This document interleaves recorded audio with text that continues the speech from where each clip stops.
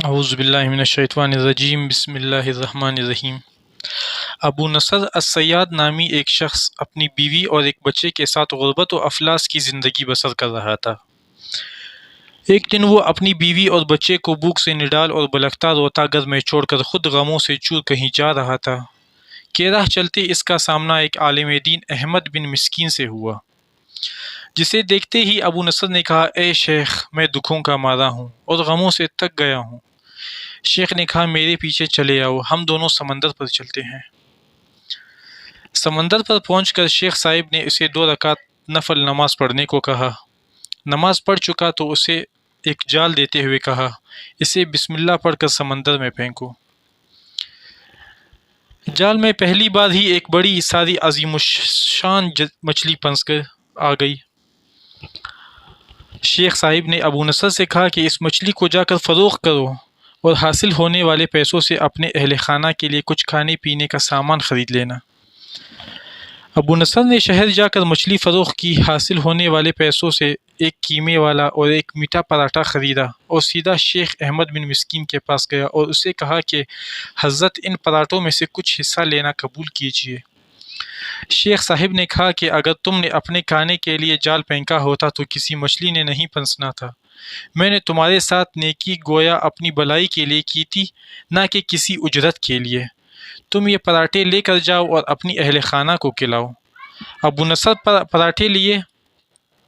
نصر نے پراٹھے لیے خوشی خوشی اپنے گھر کی طرف جا رہا تھا کہ اس نے راستے میں بھوکوں سے ماری ایک عورت کو روتے دیکھا، جس کے پاس اس کا بے حال بیٹا ہی بیٹھا تھا۔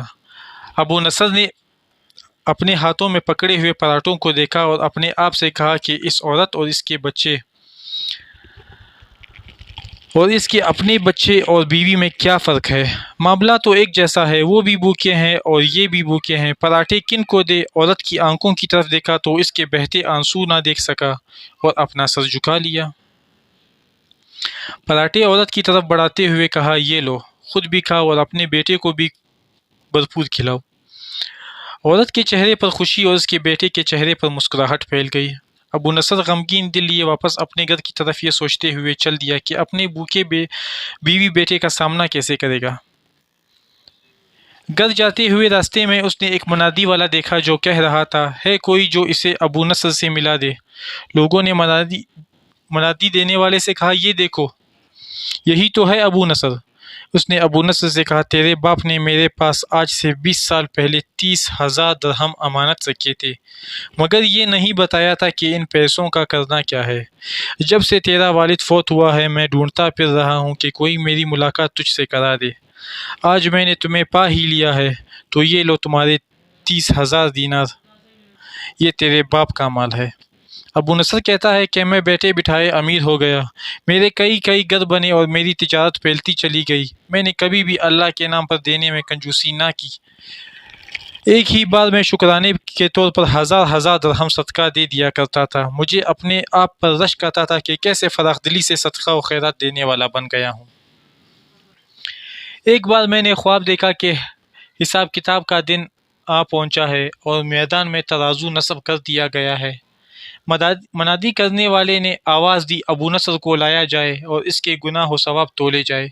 کہتا ہے کہ پلڑے میں ایک طرف میری نیکیاں اور دوسری طرف میرے گناہ رکھے گئے تو گناہوں کا پلڑا بھاری تھا۔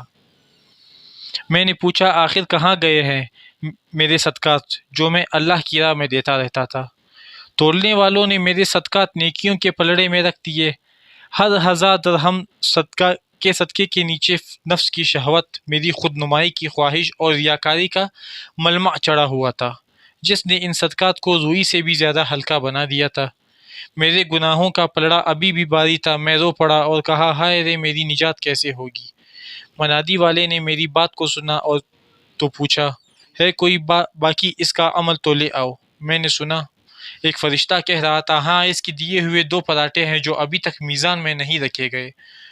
وہ 2 پراٹھے ترازو پر رکھے گئے تو نیکیوں کا پلڑا اٹھا ضرور، مگر ابھی نہ تو برابر تھا اور نہ ہی زیادہ۔ منادی کرنے والے نے پھر پوچھا، ہے کچھ اس کا اور کوئی عمل؟ فرشتے نے جواب دیا، ہاں، اس کے لیے ابھی کچھ باقی ہے۔ منادی نے پوچھا، وہ کیا ہے؟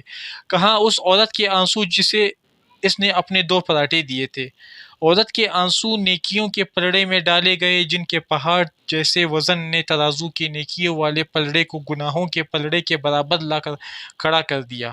ابو نصر کہتا ہے میرا دل خوش ہوا کہ اب نجات ہو جائے گی۔ مرادی نے پوچھا کچھ اور باقی عمل اس کا ہے؟ فرشتے نے کہا ابھی اس بچے کی مسکراہٹ کو پلڑے میں رکھنا باقی ہے، جو پراٹھے لیتے ہوئے اس بچے کے چہرے پر آئی تھی۔ مسکراہٹ کیا پلڑے میں رکھی گئی نیکیوں والا پلڑا باری سے باری ہوتا چلا گیا۔ منادی کرنے والا بول اٹھا یہ شخص نجات پا گیا، یہ شخص نجات پا گیا، یہ شخص نجات پا گیا۔ ابو نصر کہتا ہے میری نیند سے آنکھ کھل گئی اور میں نے اپنے آپ سے کہا اے ابو نصر، آج تجھے تیرے بڑے بڑے صدقوں نے نہیں بلکہ آج تجھے تیری 2 روٹیوں نے بچا لیا ہے۔